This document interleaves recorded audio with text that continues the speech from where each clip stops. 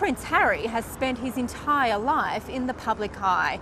Now his chance to turn the spotlight back on the tabloid press, testifying here in the High Court in London over allegations that the Daily Mirror newspaper used illegal means, including phone hacking, to gather information for stories about him. The Prince has entered 33 newspaper articles into evidence as proof that the newspaper used illegal means to get information for their stories. They range from stories about his childhood through to his teenage years at Eton College and even on a trip to Australia, a gap year he took at the end of his schooling.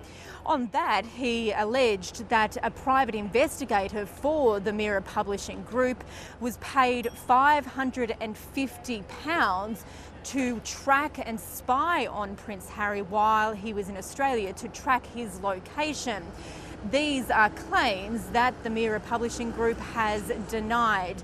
Lawyers for the newspapers say that most of the information in these articles was already in the public domain, that they'd been published before in previous articles by previous other publications, or that they had come from confidential sources, but importantly, that none of those sources were used illegally.